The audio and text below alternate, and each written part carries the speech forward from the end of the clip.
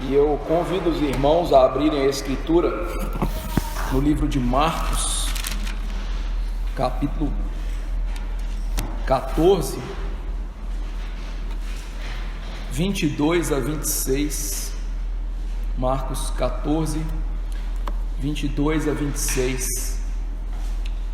Eu vou fazer a leitura e peço aos irmãos que acompanhem. E este vai ser o primeiro sermão neste texto. Eu vou fazer uma série de sermões na Santa Ceia, pelo menos 4 sermões aqui. Este primeiro de caráter panorâmico, expondo todo o texto de maneira mais resumida.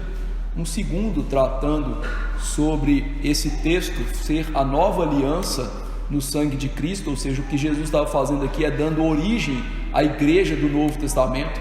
A igreja não nasceu no Pentecostes, como as pessoas dizem, a igreja nasceu aqui no cenáculo, como nós vamos aprender isso no segundo sermão.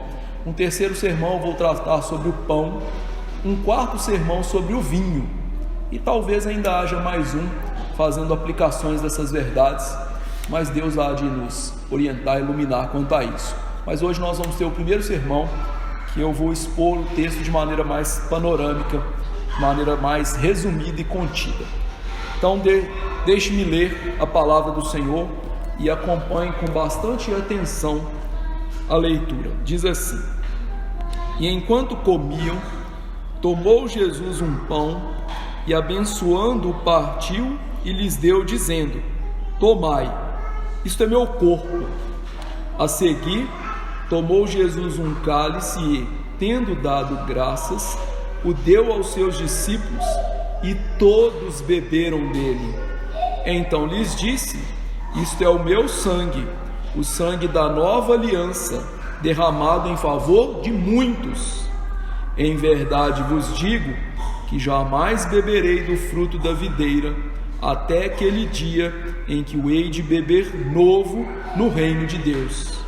Tendo cantado um hino, saíram para o monte das oliveiras. Vamos orar? Senhor nosso Deus, Pai Todo-Poderoso, Senhor, eu louvo o Teu nome por esse texto das Escrituras, porque é um texto extremamente importante para a Escritura e para a fé cristã.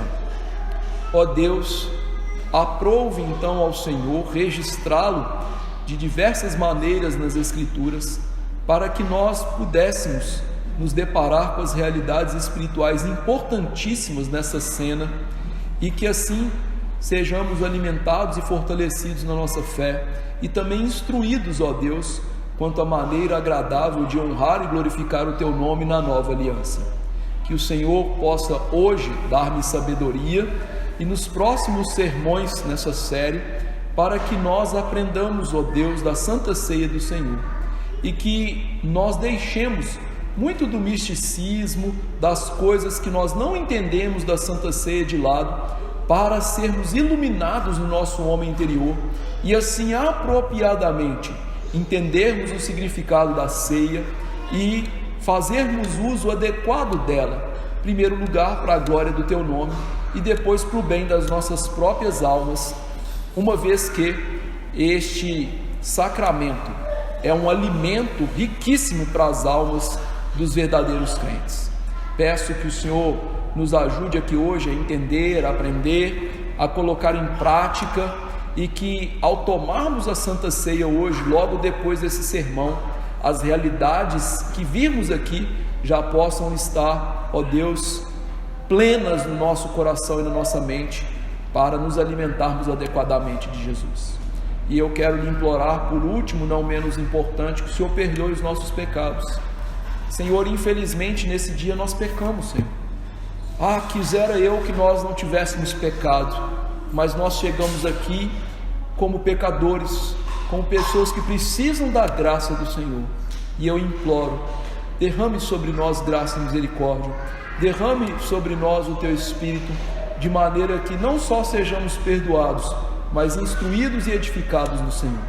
É no nome de Jesus que eu imploro estas coisas. Amém. Meus irmãos queridos, a título de introdução, em primeiro lugar, esse trecho das Escrituras, como eu mencionei na minha oração ao Senhor, é um trecho muito importante.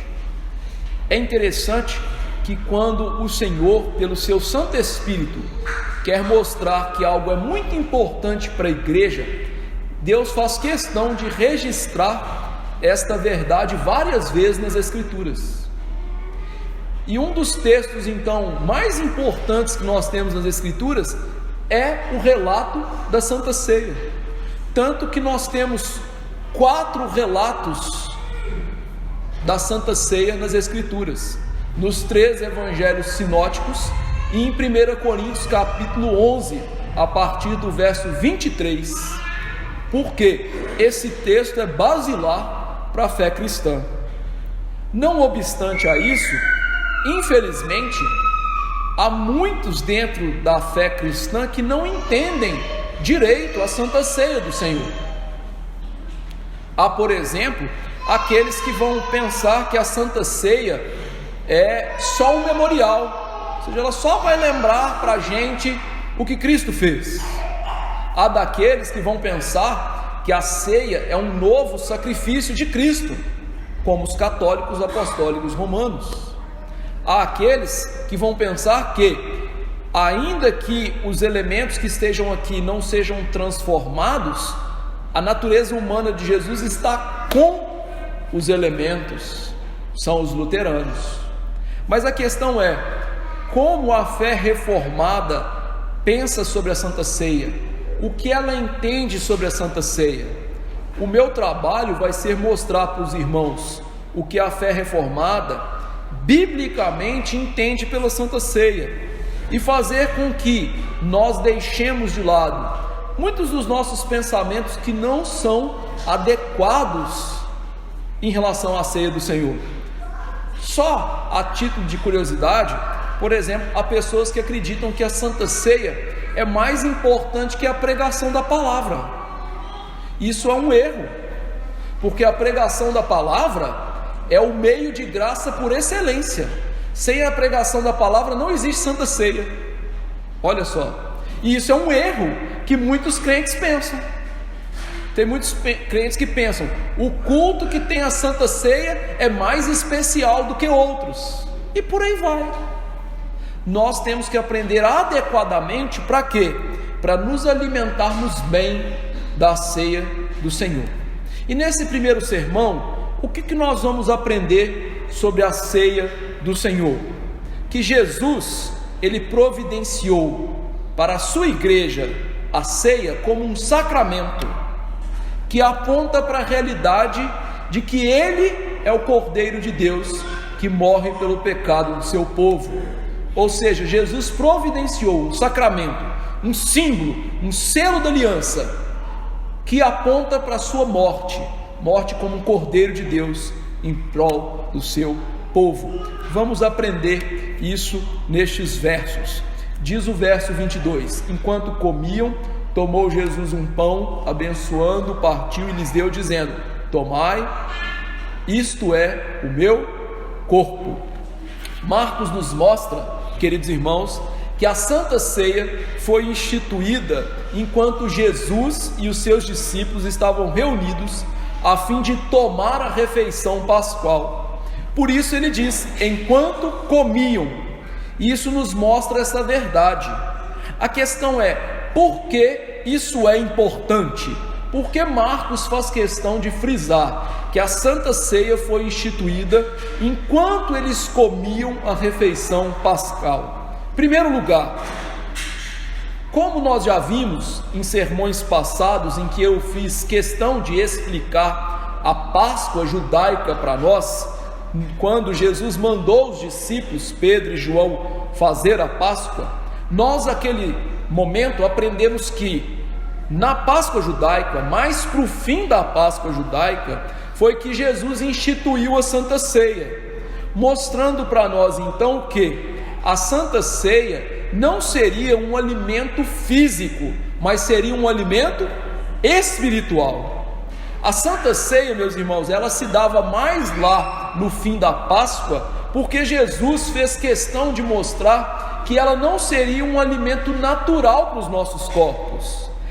Ela não serviria para suprir as nossas necessidades fisiológicas. Antes, a Santa Ceia foi dada por Cristo para suprir nossas necessidades espirituais.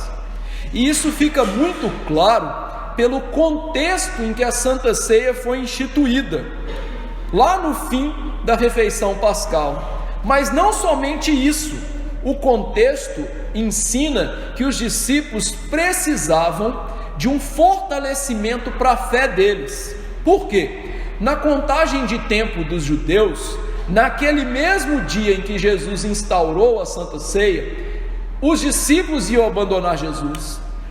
Pedro ia negar Jesus, não só negar, mas blasfemando e praguejando.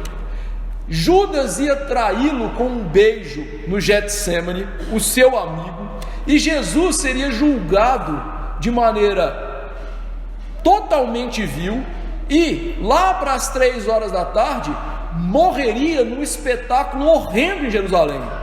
Ou seja, a fé dos discípulos passaria por uma prova grande. Então era mister que Jesus alimentasse a fé dos discípulos, ele proporcionasse um alimento espiritual adequado para que Satanás, que queria peneirá-los como trigo, não obtivesse vantagem sobre eles. Além, claro, da própria oração que Cristo fez por eles. Cristo orou em prol deles, mas não somente orou, ele deu a Santa Ceia para que fosse um nutriente especial para a fé deles, importante, adequado, dadas as circunstâncias. Em segundo lugar, a Santa Ceia foi instituída enquanto eles comiam a Páscoa, porque a realidade espiritual por trás da Santa Ceia era a mesma em relação à Páscoa. Às vezes nós olhamos para o Antigo Testamento e nós não entendemos direito e nem entendemos a ligação espiritual intrínseca que existe entre Antigo e Novo Testamento. Deixe-me falar rapidamente sobre isso. Por exemplo, quando nós olhamos para o Antigo Testamento, nós temos 2 sacramentos: circuncisão e Páscoa. Quando nós olhamos para o Novo Testamento, nós temos 2 sacramentos: batismo e Santa Ceia.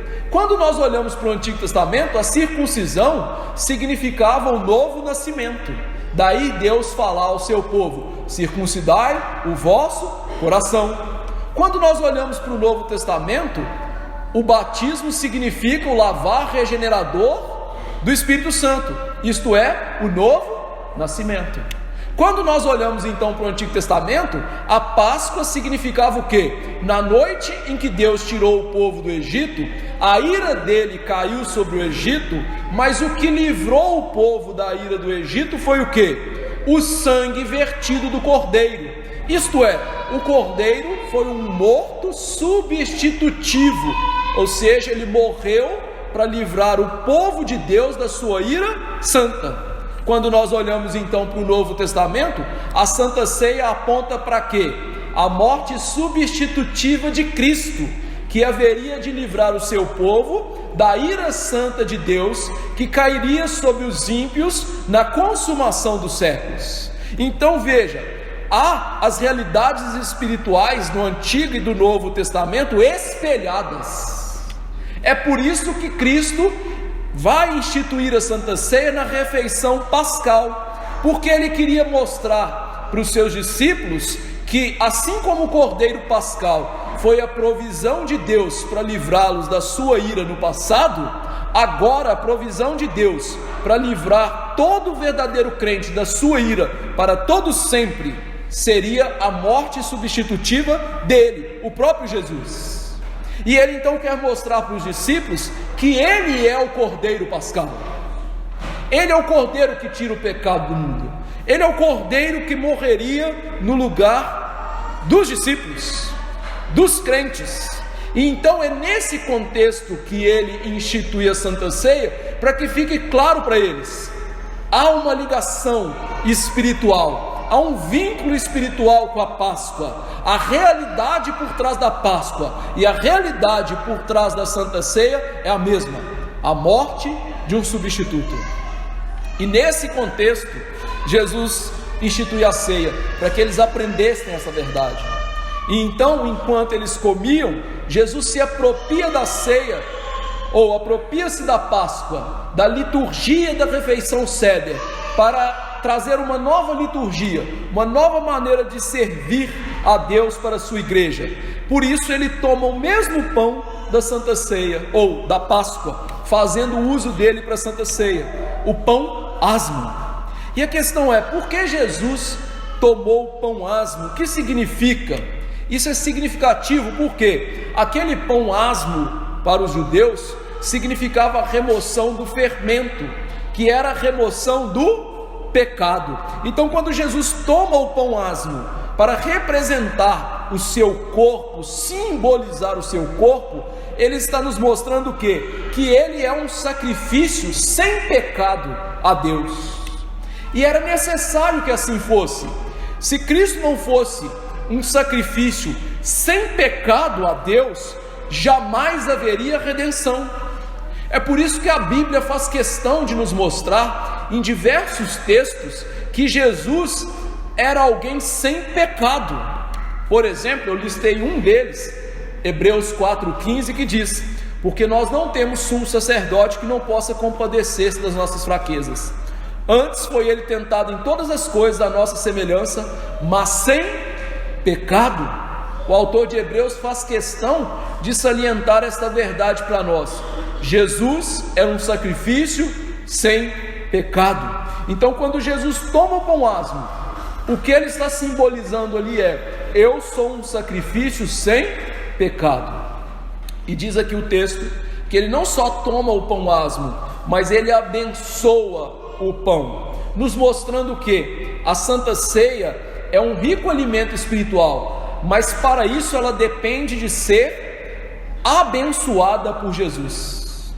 Quando nós aprendemos na teologia reformada, e isso está nos nossos catecismos sobre os sacramentos, os reformados eles entenderam o que? Os sacramentos em si, eles não têm valor salvífico, eles não têm poder intrínseco, e nem os sacerdotes têm poder junto com o sacramento. Os sacramentos, para transmitir-nos a graça e a vida, é preciso que haja a bênção de Cristo. E de onde eles tiraram disso? Desse texto. Jesus tomou o pão e abençoou. Significa o quê? Para recebermos graça, para recebermos vida por meio dos sacramentos, é necessário que Cristo abençoe. E antes dele abençoar, ele nos dá vida espiritual e verdadeira fé, para que aquele sacramento, coadunado à bênção de Cristo, com a realidade do novo ser que ele criou em nós, ou seja, a nossa nova natureza, criada segundo a sua imagem, estas coisas em concomitância, elas nos transmitam graça, elas nos abençoem. Então é preciso Cristo abençoar o pão, e é exatamente isso que ele faz: abençoou o pão para alimentar espiritualmente os seus discípulos. Diz Marcos que além de abençoar, ele partiu o pão e deu aos discípulos. O fato dele partir o pão também é significativo, mostra que o seu corpo seria partido, moído em prol dos seus discípulos. E com isso Jesus estava fazendo uma alusão a Isaías 53, 5 e 10, que nós lemos aqui, que ele foi moído pelas nossas transgressões, que ao Senhor agradou moê-lo, fazendo enfermar quando ele desce a sua alma em prol dos nossos pecados. Então veja, Jesus ao partir o pão, ele está mostrando simbolicamente o que Deus faria com ele na cruz do Calvário. Deus o moeria, Deus o partiria, Deus o enfermaria, e Deus se agradaria de fazer isso, porque ao fazer isso, ele estava nos salvando. E veja então que ele deu aos discípulos o pão, mostrando que aquele pão que representava o seu corpo, isto é, então o seu corpo que seria moído, tinha que ser doado ao crente, ou seja, Cristo morreria em prol dos seus eleitos. Jesus ia beneficiar os seus discípulos, os seus eleitos, com a morte do seu corpo, com o Senhor Deus enfermando o seu corpo. E é óbvio, meus irmãos, que essa é uma linguagem metafórica que Jesus está usando. De fato, Jesus segurando aquele pão, ele não está segurando o seu corpo, como os católicos, apostólicos e romanos pensam. Em primeiro lugar, porque Jesus estava presente ali. Não faria sentido ele segurar um pão e dizer: esse é meu corpo, se o corpo dele estava presente ali. Em segundo lugar, Jesus, se o corpo dele estivesse presente no elemento, ele estaria descumprindo a lei de Deus, lei dada civilmente a Moisés, mostrando que era pecado, era proibido os judeus comerem a carne de um outro ser humano. Não era só proibido comer a carne, os judeus, eles, ao tocarem um ser humano morto, eles se tornavam cerimonialmente impuros. Veja que coisa. Então Jesus jamais poderia tomar um pão e falar: esse é meu corpo, no sentido literal, porque ele estaria quebrando a lei de Deus que ele mesmo deu. Então essa é uma linguagem metafórica, como Jesus havia usado. Ele diz: eu sou a videira verdadeira. Gente, Jesus é uma planta? Claro que não. Jesus também disse: eu sou o pão que desceu do céu. Jesus é um pão? Claro que não. Jesus usou várias vezes linguagens metafóricas para nos ensinar verdades espirituais. E na Santa Ceia, mais uma vez, ele está usando essa linguagem simbolicamente para nos ensinar a verdade, que o seu corpo seria partido em prol dos seus eleitos. Depois de dar o pão, verso 23, diz: a seguir, tomou Jesus um cálice, tendo dado graças, o deu aos discípulos, e todos beberam dele. Então, depois de dar o pão, Jesus tomou um cálice da refeição pascal, para ser o símbolo do seu sangue que seria derramado. Em primeiro lugar aqui, Jesus tomou um dos cálices de vinho da refeição pascal. É importante salientar isso. Nós já vimos no primeiro versículo que Jesus está instituindo a Santa Ceia através da refeição ceder, a refeição pascal. E o conteúdo dos cálices na refeição pascal era vinho. É importante, meus irmãos, esta verdade. Naquela época não havia suco de uva integral. O suco de uva integral é uma invenção do século XIX. E naquela época em Israel, no mês de março para abril, as uvas haviam sido colhidas pelo menos 4 meses antes. E lembre-se, naquela época não havia geladeira. Como eles poderiam preservar a uva? Não havia condições. As maneiras de preservar, entre aspas, a uva na cultura de Jesus eram duas: o vinho e as uvas passas. Então não tinha como Jesus ter uva na mão para ele espremer e fazer suco de uva. Era impossível. Além disso, Jesus, ao tomar um dos cálices da refeição pascal, aqueles cálices, nós sabemos pela cultura judaica e pelos comentários judaicos da Páscoa dos dias de Jesus, os 4 cálices que se haviam ali, todos eles eram cheios de vinho. Então Jesus tomou um cálice de vinho. Jesus não tomou cálice de suco de uva, porque não existia. Ele tomou um suco de vinho, de uva fermentado, que é vinho.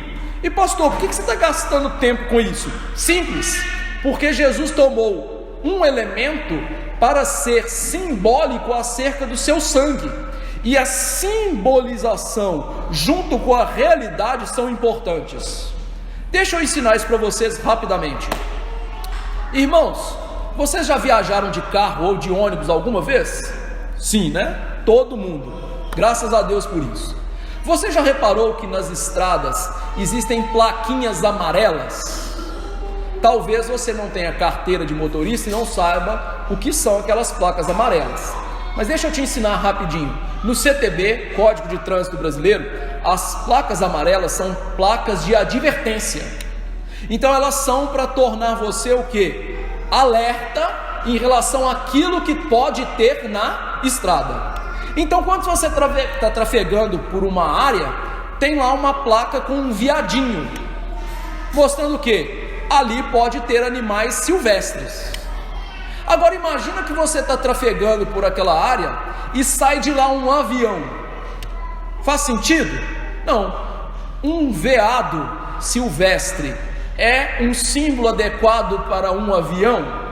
É claro que não. Isso significa que o símbolo tem que ser adequado à realidade. Então Jesus, ao tomar o vinho, ele toma um símbolo que é adequado à realidade do seu sangue. Mudar o elemento, muda-se o que? A realidade. Por isso que é importante a gente gastar tempo falando disso. Jesus não tomou suco de uva, ele tomou vinho. Em segundo lugar, o que a gente aprende aqui nesse momento? Jesus dá graças.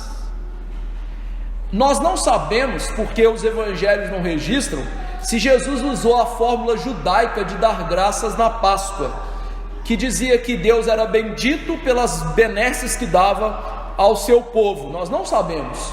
A questão que nós sabemos é: Jesus deu graças. Jesus fez isso para fazer-nos entender que as bênçãos espirituais devem ser alvo das nossas ações de graças. Por quê? Muitas vezes você percebe que nós agradecemos a Deus, mas agradecemos pelas coisas materiais, não é mesmo? Eu te agradeço, Deus, pela comida, pela bebida, pela saúde, mas raramente nós agradecemos pelas coisas espirituais. Salvação, sacrifício de Cristo, a bênção de ter a Bíblia, o Espírito Santo habitando na gente, o dom do Espírito que nos é dado, e por aí vai. Então Jesus, ao dar graças aqui, ele estava mostrando para a gente o que? As coisas espirituais, elas devem ser recebidas com ações de graças, porque elas são as principais coisas na vida. Não que Jesus não ensine nós a agradecermos pelas coisas temporãs, ele ensina, mas a questão é que as coisas espirituais são as melhores, e por isso ele marca a Santa Ceia com ações de graças, instruindo os discípulos, e a nós que vamos fazer uso da ceia até a volta de Jesus: agradeçam, sejam gratos pelas coisas espirituais que Deus dá a vocês. E é isso que ele quer imprimir em nós. As coisas espirituais são importantes, as coisas espirituais são as mais importantes. Então recebam essas coisas com ações de graças. Semana passada, o presbítero Ramon esteve aqui, e é interessante, eu convivi com ele durante um bom tempo na igreja, e uma das orações que aquele homem sempre fazia é: Senhor, eu te agradeço por ter uma igreja bíblica, uma igreja que canta os salmos, uma igreja que tem um culto ordeiro, uma igreja que tem pastores sérios. E a gente olha para aquilo e fala assim: não é que ele tem razão de fazer isso? Nós devemos agradecer pelas coisas espirituais. Então Jesus toma o cálice e ele rende graças pelas coisas espirituais. Em terceiro lugar, Jesus dá o cálice para os discípulos e todos bebem dele.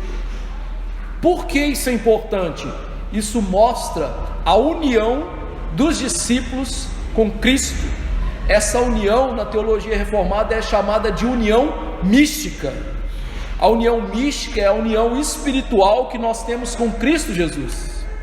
Nós estamos unidos, como Paulo disse em Romanos 6, na sua morte e na sua ressurreição.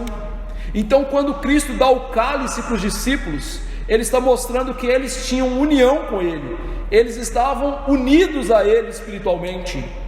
E veja que esta união aqui, ela é fortalecida, porque é um meio de graça que Jesus está proporcionando aos seus discípulos. E diz o texto que todos beberam dele. Também isso é significativo, porque quando você vai na Eucaristia, na Igreja Católica Apostólica Romana, quem é o único que toma do cálice? O sacerdote. E aqui na Santa Ceia diz: todos beberam do cálice, porque nenhum de nós pode ser privado de um elemento do sacramento, porque todos nós que somos verdadeiros crentes temos a união mística com Jesus, e não só o sacerdote. Todos nós participamos do corpo de Cristo. Então todos beberam dele, todos participaram da sua morte, da sua ressurreição, todos estão unidos a Jesus Cristo. A questão é: o que significa esse cálice? A Bíblia faz questão de nos informar. Por isso o verso 24 está aí explicando o significado.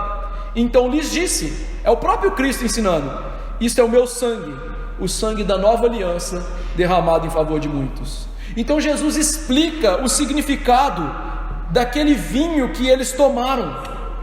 O vinho apontava para o sangue. Por quê? Porque lá na lei de Deus, em Levítico 17:11, o sangue significa vida.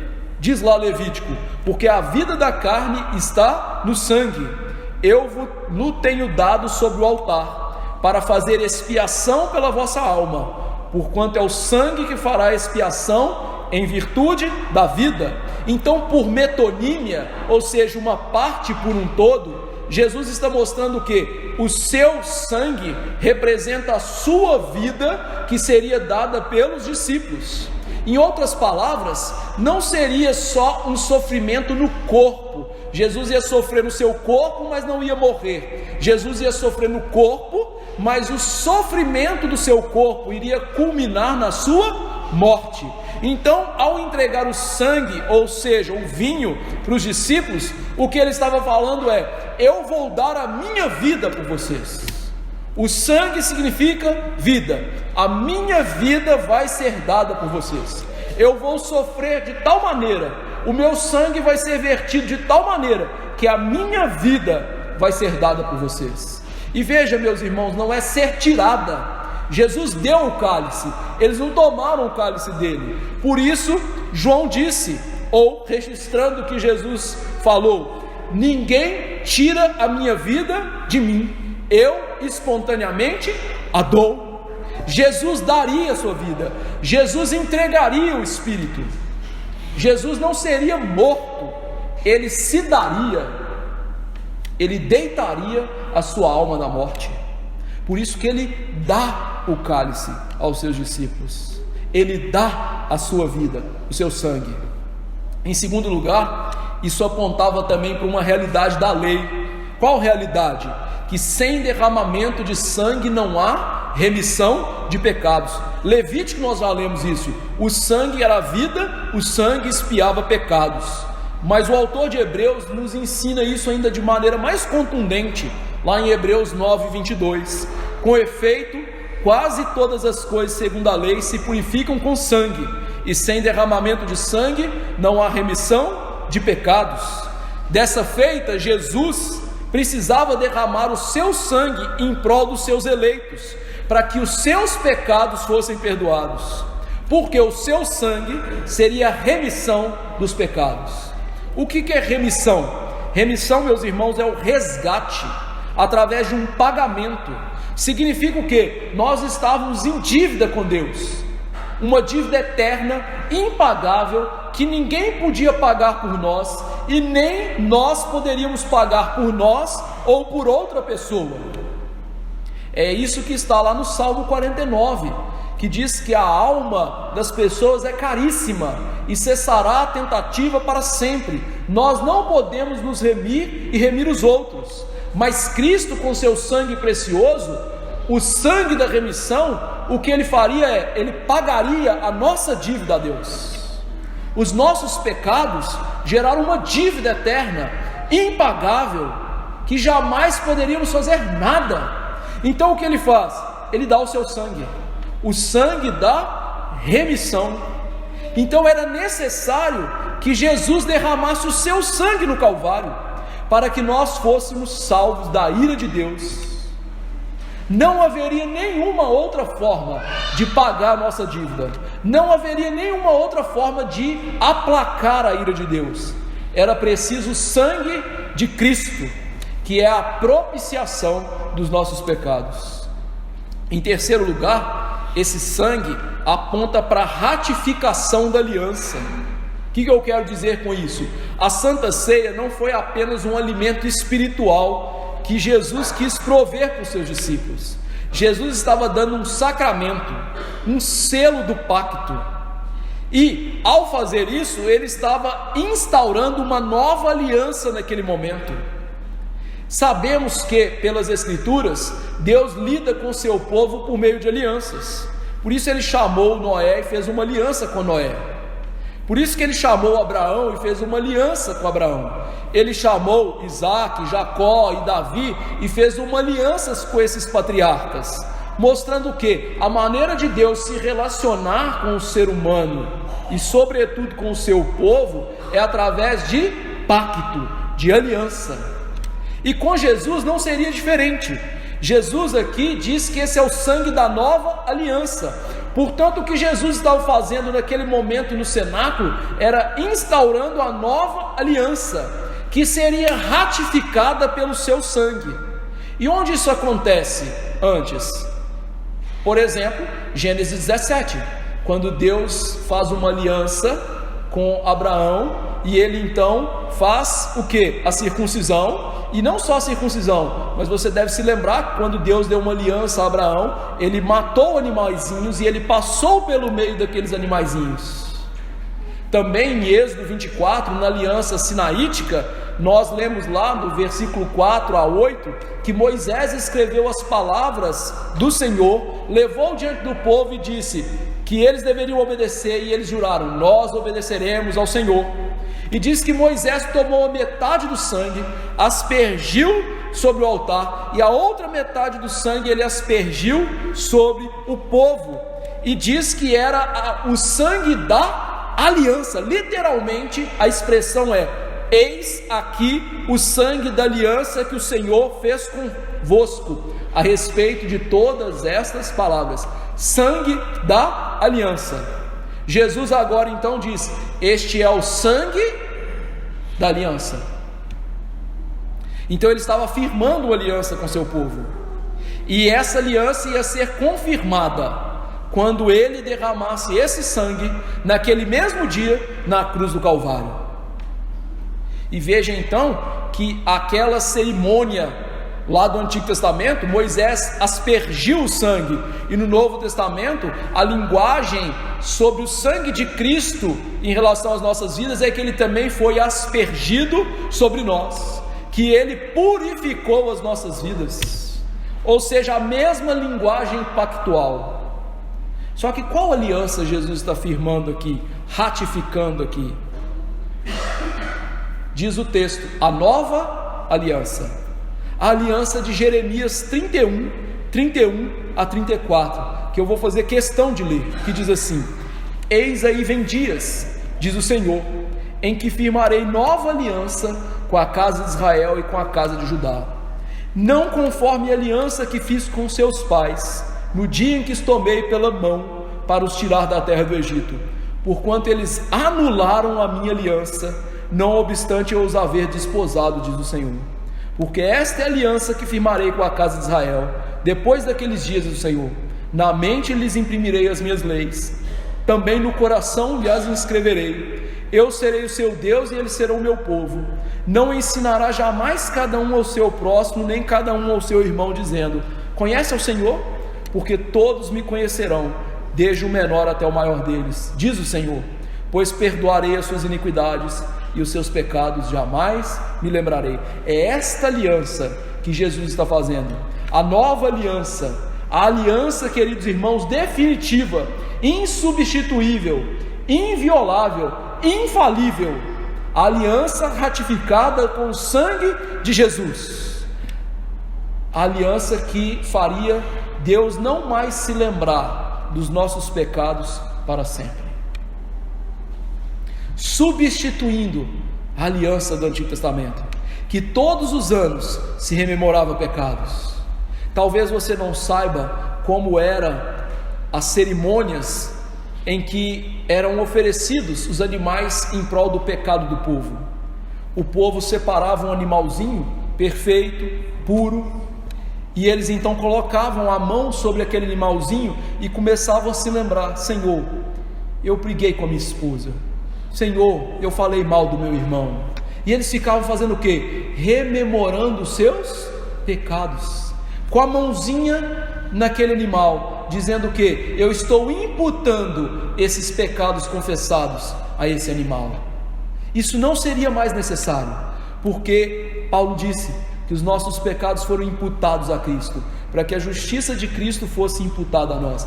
Aquele que não conheceu o pecado, Deus o fez pecado por nós, para que fôssemos feitos justiça de Deus. 2 Coríntios 5:21. É esta aliança, a aliança que não será mais necessário rememorar pecados, a aliança que leva os nossos pecados embora para sempre, que Jesus está fazendo aqui. Mas essa aliança é para todos? Não. Diz o texto: em favor de muitos. Isso nos mostra o que? A salvação não é universal, querido irmão. O sangue derramado é em favor de muitos.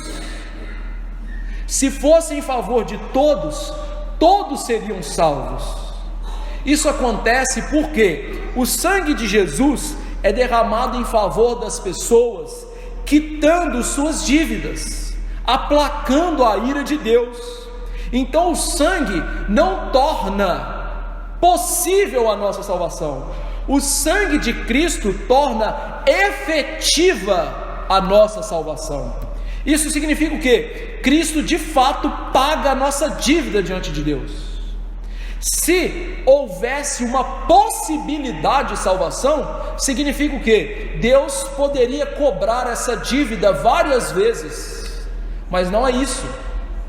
Quando Deus aceita o sacrifício do seu Filho e demonstra a aceitação pela ressurreição do seu Filho, e o próprio Cristo disse na cruz que estava consumado, ou seja, toda dívida foi quitada e rasgada, conforme também Paulo diz em Colossenses, o escrito de dívida foi encravado na cruz.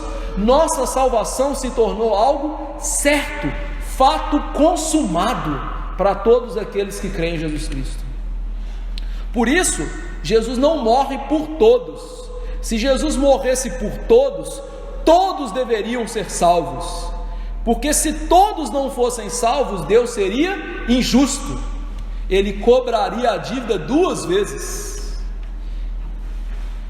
Então Jesus morre por muitos, que João viu lá no Apocalipse, uma multidão inumerável, que não se pode contar.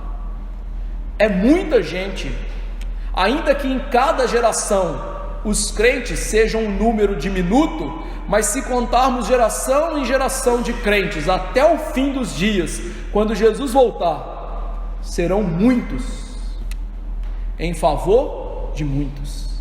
Então a grande questão é: eu faço parte desses muitos? Essa é a grande questão.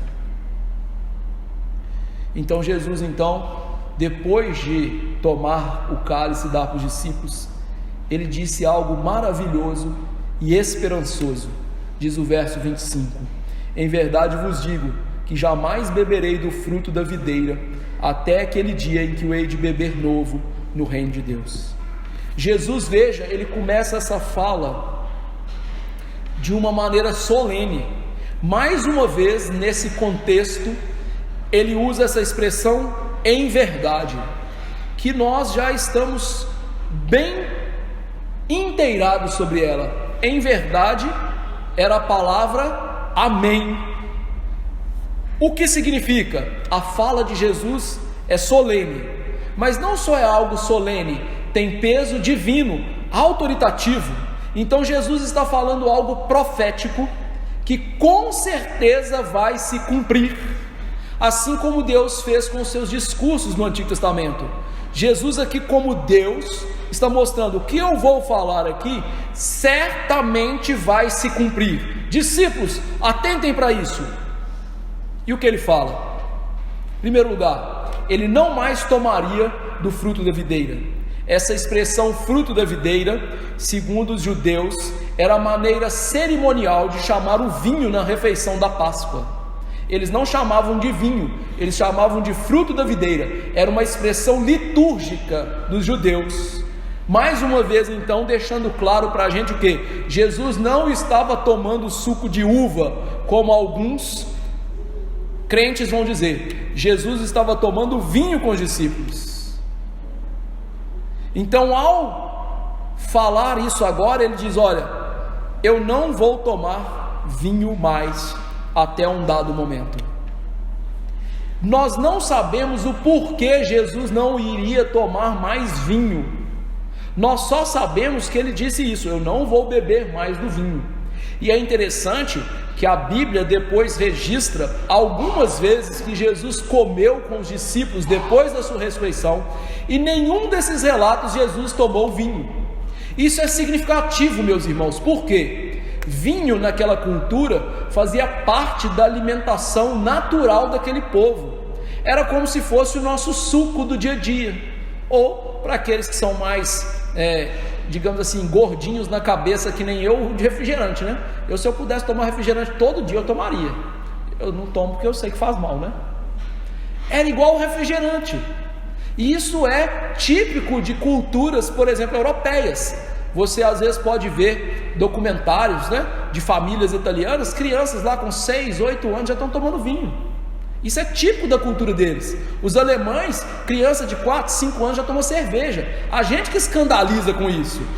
Isso era típico até da cultura de Jesus. O vinho era alimento para eles.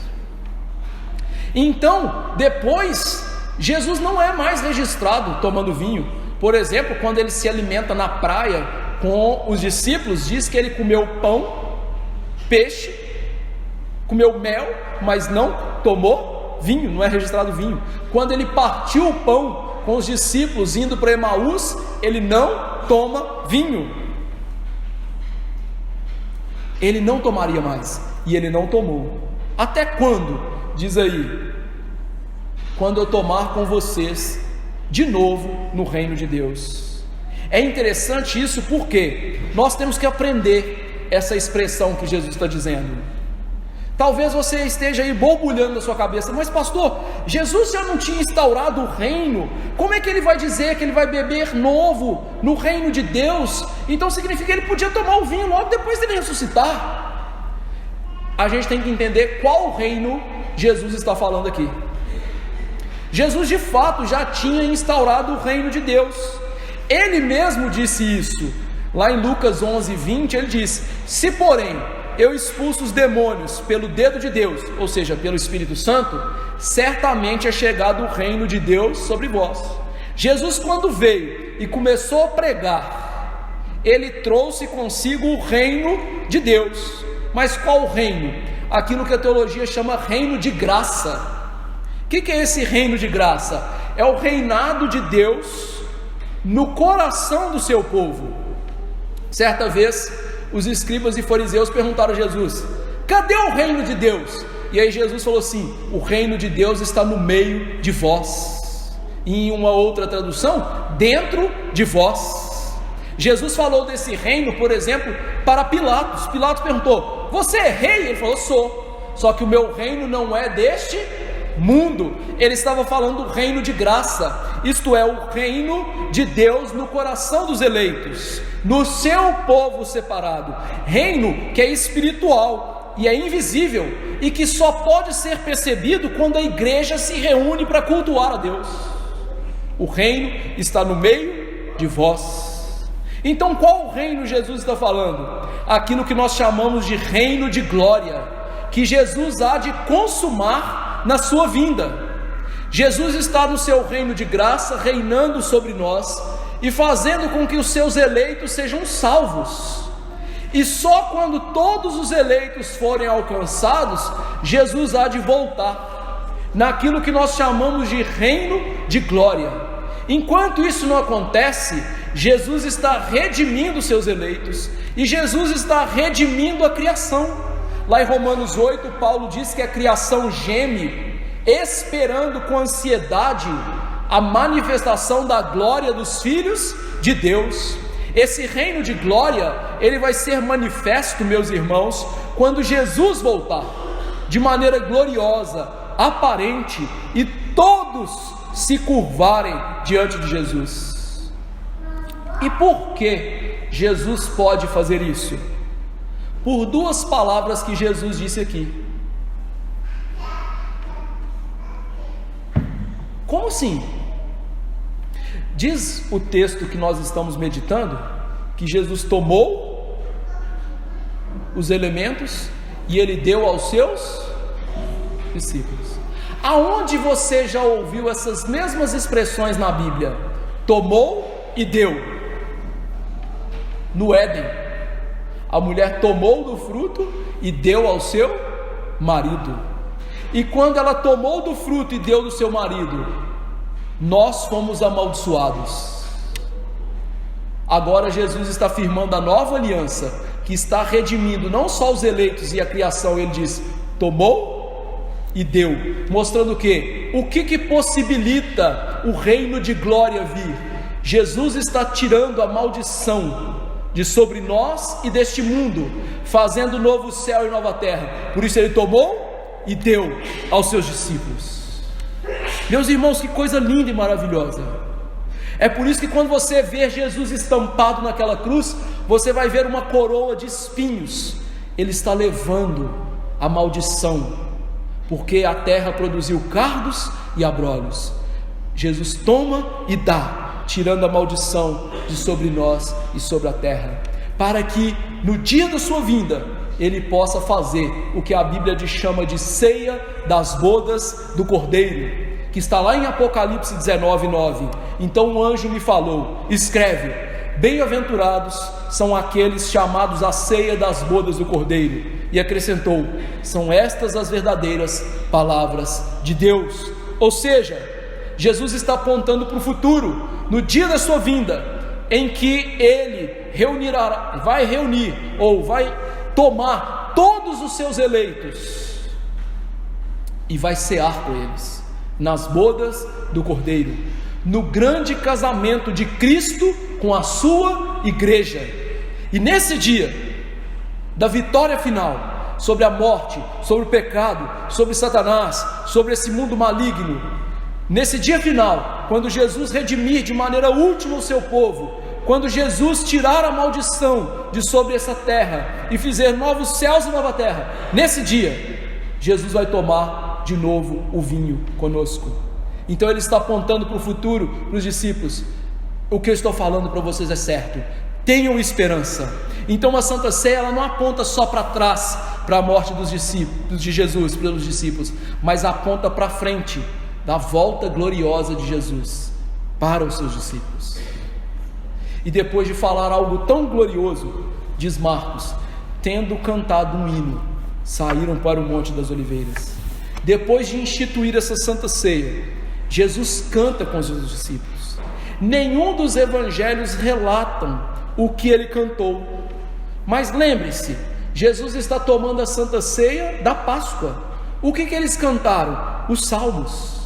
Antes da refeição pascal começar, eles cantavam os salmos 113 e 114, e depois eles cantavam os salmos 115 a 118.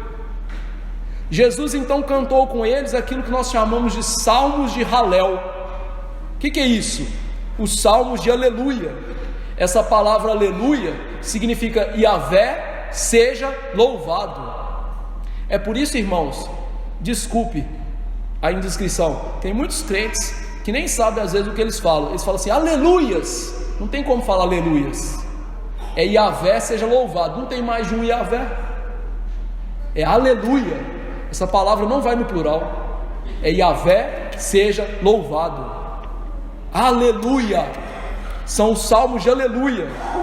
Eram salmos em que os crentes depositavam a sua confiança em Deus, em que eles declaravam que a sua alegria estava em Deus e nas coisas concernentes a Deus. Salmos que apontavam, como o Salmo 117, para a salvação dos gentios que Cristo ia realizar. E por fim, o Salmo 118, que apontava para a rejeição do Messias, o Messias que seria dado por Deus e que Deus deveria ser louvado por causa disso. Mas aquele Salmo 118, que foi o último salmo que eles cantaram, era muito apropriado para encerrar esse momento, porque aquele salmo mostra que Jesus, o Messias, era a pedra angular de Deus, mas seria a pedra rejeitada pelos construtores. Momentos depois, ou poucas horas depois, Jesus seria traído pelo seu discípulo, e ele seria então tomado pelos principais líderes judeus, que rejeitariam a pedra do próprio Deus, o Cristo, o Salvador. Jesus então e os seus discípulos, a última coisa que eles cantaram foi sobre a rejeição do Messias. Então a Santa Ceia termina com esse tom profético da morte de Cristo que se aproximava. Por isso um puritano disse: esse foi o cântico do cisne de Jesus. Mesmo sabendo que os seus inimigos estavam ao redor dele, mesmo sabendo que ele seria rejeitado pelo seu povo, Jesus cantou com os seus discípulos, e com isso ele nos mostrou uma coisa: ele não era uma vítima indefesa. Jesus era o Rei soberano, o Cordeiro de Deus que tira o pecado do mundo, e ele estava ali nos mostrando então que o seu sacrifício era o sacrifício que tornaria Deus propício a nós, que nós deixaríamos de ser inimigos de Deus. Por isso Paulo diz: porque se nós, quando inimigos, fomos reconciliados com Deus mediante a morte do seu Filho, muito mais, estando já reconciliados, seremos salvos pela sua vida. Jesus estava caminhando para morrer por aqueles que ele amava do mais profundo da sua alma, nós, os eleitos de Deus. E é por isso que ele vai se entregar, é por isso que ele vai doar a sua vida por todos nós crentes. Aplicações. Nós aprendemos aqui hoje que o principal objetivo da ceia é nos lembrar do sacrifício de Cristo na cruz do Calvário e nos alimentar de Cristo Jesus. Cristo foi ferido por nossas transgressões. É isso que o corpo, o pão, aponta. O vinho nos lembra: o sangue de Jesus é o sangue que purifica de todos os pecados, é a propiciação dos nossos pecados. Que nós nos lembremos disso todos os dias, e que nós nos lembremos disso na Santa Ceia. Cristo morreu por nós, morreu por pecadores. Cristo nos alimenta dele.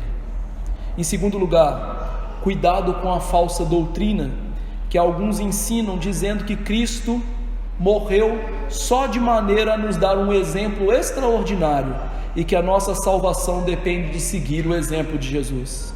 Meus irmãos, é óbvio que Jesus é um grande exemplo, mas falar que a morte de Jesus é só um exemplo torna a Santa Ceia uma ordenança sem significado, vazia, e faz com que as palavras de Cristo não tenham crédito. Pelo contrário, Jesus não morreu somente para o nosso exemplo de uma vida sacrificial a Deus. Jesus morreu como sacrifício a Deus pelos nossos pecados, sendo Ele mesmo o ofertante e a oferta em prol dos nossos pecados. Terceiro lugar, compreender esta realidade significa compreender o sacrifício vicário de Jesus, isto é, substitutivo, e que isto tem grande importância para as nossas vidas. Essa compreensão é que vai nos levar a ter uma atitude mental correta em relação a como nos devemos nos sentir ao nos aproximar da ceia de Jesus, da sua santa mesa. Essa compreensão vai produzir humildade. Essa compreensão vai produzir em nós horror ao pecado, levando-nos a entender quão odioso é o pecado, de tal maneira que, para perdoar-nos, foi necessária a morte de Cristo Jesus. E ainda vai nos levar a entender o que? Nada nesse mundo pode nos perdoar, exceto a morte de Jesus Cristo. que isso desperte em nós a esperança acerca das nossas próprias almas. Quarta aplicação: o pão e o vinho nos permitem lembrar que, embora os nossos pecados sejam gravíssimos, eles foram completamente pagos. Eles são um preço pleno pela nossa redenção. Isto é, não resta sacrifício para fazermos. É por isso que nas nossas igrejas não tem altar. Altar é lugar de quê? Sacrifício. Nós temos púlpito. Escute, irmão, nós não temos altar aqui, nós temos púlpito. Altar tem na igreja católica, que acredita que toda Santa Ceia é um novo sacrifício de Jesus. Nós não fazemos outro sacrifício de Jesus. O autor de Hebreus disse que ele foi o único, eficaz, para todo sempre. Graças a Deus. Isso significa que todo o meu pecado, todo o seu pecado foi perdoado, não tem mais dívida. E nós então podemos glorificar a Deus. Eu não estou em dívida com o Senhor. Que esse seja o nosso sentimento ao nos aproximar da ceia hoje. Não tem mais dívida, Senhor. O Senhor mesmo pagou. Quinta aplicação: nós devemos aprender quem tem direito à Santa Ceia. Não são todos, são muitos. Nós podemos aprender isso através dos atos significativos de Jesus ao ordenar a ceia. Jesus ordenou que os seus discípulos comessem o pão e bebessem o vinho. E veja, comer e beber é algo que somente os vivos podem fazer, não é mesmo? Alguém morto pode comer e beber? Não. Então quem pode participar da ceia do Senhor? Quem está vivo espiritualmente falando, quem tem comunhão com Jesus Cristo. E por isso a ceia para nós não é para dar vida e salvar, é para refrigerar, fortalecer a vida espiritual que nós já temos. Sexto lugar, nós também podemos concluir que aqueles que participam da ceia são aqueles que são os verdadeiros crentes, isto é, aqueles que não estão mortos mais nos seus pecados. Eles descobrem que a Santa Ceia é um meio de graça, pelo qual a graça de Cristo pode abundar nas suas vidas, mas que a ceia em si não é o início da graça na vida deles, é a continuação da graça na vida deles. E assim eles podem confiar mais plenamente em Jesus Cristo. Os símbolos visíveis de pão e vinho vão nos ajudar a crescer na graça. Sétima aplicação: cuidado, se só os verdadeiros crentes podem participar da mesa do Senhor, nós devemos entender: sou um verdadeiro crente? Eu não devo participar da ceia do Senhor se as realidades espirituais, de vida espiritual, que se manifestam por meio das nossas práticas espirituais, não estão presentes na nossa vida. Isto é, se eu não vivo na obediência de Deus, no dia a dia, no dia do Senhor, se eu não tenho uma vida de leitura bíblica, oração, se eu não tenho uma vida de comunhão diária com Cristo e com os irmãos, se eu não tenho uma vida de praticar a palavra de Deus, eu não tenho vida espiritual, e o meu lugar não é a Santa Ceia, e nós não devemos participar então, porque participar seria uma ilusão fatal, que leva muitas pessoas à morte, tanto física quanto espiritual. Por isso Paulo diz: não são poucos os que dormem.